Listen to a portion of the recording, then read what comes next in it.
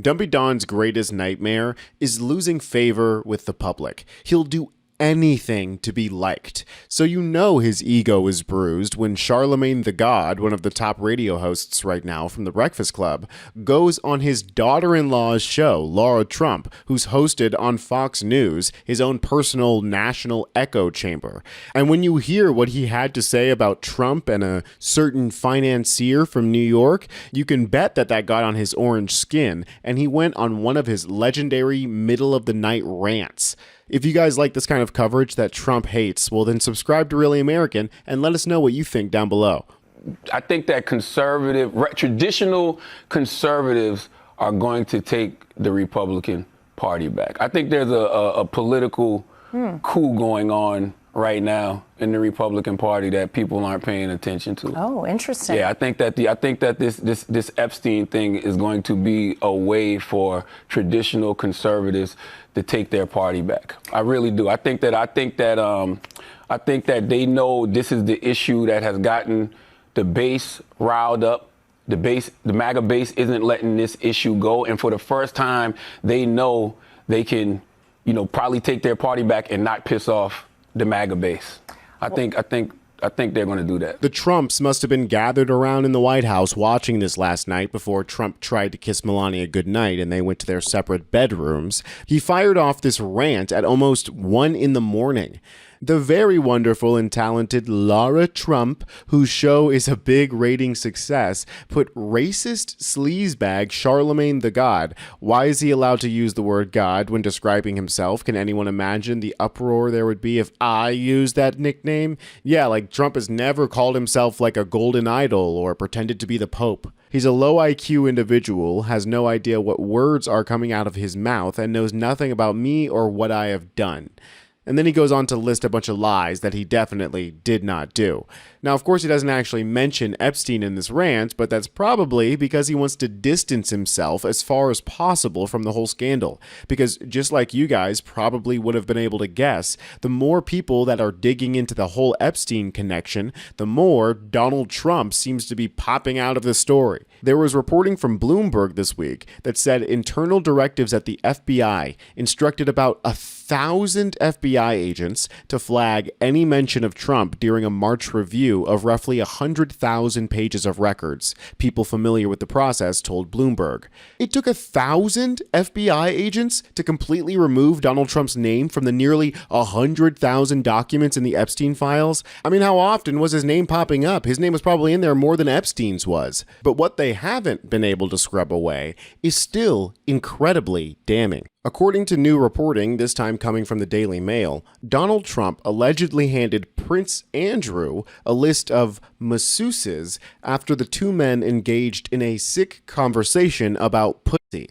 The interaction reportedly happened in the year 2000, not long after they had been introduced by their mutual friends, Ghislaine Maxwell and Jeffrey Epstein. Now we know through Trump's own admission that he had some sort of vague notion that Epstein was stealing young women from Mar-a-Lago. Virginia Giuffre, for example, who was quote-unquote stolen, insanely dehumanizing language to use, for a 16-year-old girl who was poached by your best friend, Donald Trump, from your resort, Mar-a-Lago. But if Trump handed a list of masseuses, aka escorts, to Prince Andrew, a man so known for his disgusting behavior that he earned himself the nickname Randy Andy, then his connection to this whole little predator ring is a lot more than I knew him from Palm Beach. It's no wonder it took 1,000 agents to remove Trump's name from the files. He's so entrenched in this story that it seems like the more we look into it, the more we realize he's the number one guy, which would explain why he seems to be making mistake after mistake with this thing. Generally, he's known as Teflon Don. Nothing sticks to him. He's able to shrug off anything you throw at him. But Trump can't seem to stop himself from responding in a way that makes him seem guiltier and guiltier. This is the latest example example where Trump freaks out after hearing there's a theory going around that he's the one that took Epstein out. This intel comes from Michael Wolff, who of course should be taken with a grain of salt, but the insiders are allegedly saying that the theory that Trump was involved in Epstein's death was enough for Trump to spiral into a nervous wreck. I mean, I had a conversation yesterday, I had a conversation with someone who talks to Trump frequently, and this person had a conversation with Trump in the last 48, slightly, possibly more hours. And I mean, it kind of gave me a chill. I mean, so Trump called up this person and said, they say I killed Epstein. I didn't have Epstein killed.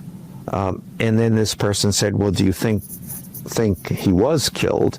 And then Trump said, a lot of people wanted him dead. That other people wanted him dead certainly suggests that that Trump understands and seems to agree that Epstein had, was a man who knew too much. Now, of course, time will tell whether or not Michael Wolff is just making things up to get a gig, but what he said about the first term turned out to be pretty much true. And for the first time, the Democrats have a massive opportunity here to slay the beast that is Donald Trump. Impeachments didn't stick, threatening Congress people didn't stick, literally staging an insurrection didn't stick, but this Epstein thing is the first scandal that is largely being kept alive by his base. The first rule of cancel culture is that you can only ever really be canceled by your fans. You can't be canceled by your enemies. And no one wants their children preyed on by the elites. We had a whole movie franchise centered around a dad whose daughter was taken by hedonistic rich elites, and he doesn't get her back by talking. I will find you. And I will kill you. This is a powerful moment that the Democrats find themselves in, akin to David realizing that Goliath's head is an awfully easy target. Peter Rothblatz, who's a producer and writer for MSNBC, put it like this for The Guardian. This is the challenge for Democrats. How do they maintain a spotlight on a scandal that reveals Trump for who he is in a way that finally resonates with his base without appearing to exploit a tragedy a la Giuliani? They must ground the abstract conspiracy in everyday terms relatable to the average American. It goes like this. Trump protects elites. Say it in every stump speech, vent about it in vertical videos, and keep it alive as a dominant narrative in the zeitgeist. Do not back away. The modern media environment rewards repetition and omnipresence, so Hakeem Jeffries should promise an Epstein Select Committee. Chuck Schumer should make Republicans release the Epstein files in return for votes to fund the government. And every left-wing activist in the country should be burying Pam Bondi's Justice Department in a blizzard of FOIA requests. In doing so, recognize that the response to the scandal is an encapsulation of a deeper truth that voters already feel. The president and the GOP protect the elite at the expense of ordinary Americans. Democrats must lead with Epstein. Then they need to connect it to the president's myriad failures. Why did Trump cut taxes for the richest Americans while cutting Medicaid in the One Big Beautiful Bill Act? For the same reason. He is protecting Epstein and his buddies. Why is Trump risking union jobs in auto manufacturing so he can have a trade spat with Mexico and Canada? For the same reason. He is protecting Epstein and his buddies. Why is Donald Trump talking about firing the head of the Fed? For the same reason. He is protecting Epstein and his buddies. I agree 100% with this strategy. Shying away from this Epstein story because it's icky and uncomfortable is a massive mistake. For one, that mentality is what helps protect these predators because it allows them to operate in the shadows. But two, as a political issue, this changes the narrative on who Trump is. And nowadays, narrative is everything. Maybe the most bewildering thing about Trump is his sell that he is an outsider. I have normal, very unpolitically informed people around me who have told me that they like Trump because he's going to shake things up, that he's a rogue, and that he tells it like it is, and that he isn't afraid to drain the swamp. They don't seem to see the contradiction that's clearly in front of their faces, that a person whose name is plastered in big golden letters on buildings around the world cannot have gotten to that point without being an insider themselves.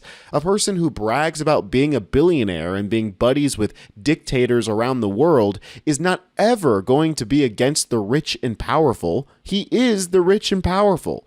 It's absurd. And that narrative completely falls apart once you introduce Epstein. The more that we talk about this, the bigger the story gets, the more likely that a regular, uninformed citizen will associate Trump to Epstein. And then people will see him as he truly is and always has been, a pedophile con man who is selling this country to his elite buddies and freaks like Epstein. If you guys want to stay informed on this stuff and watch Trump crumble in the process, then you know where to find it, right here at Really American. And you can join the group by subscribing. I'm Tony Hinderman, and I'll see you next time.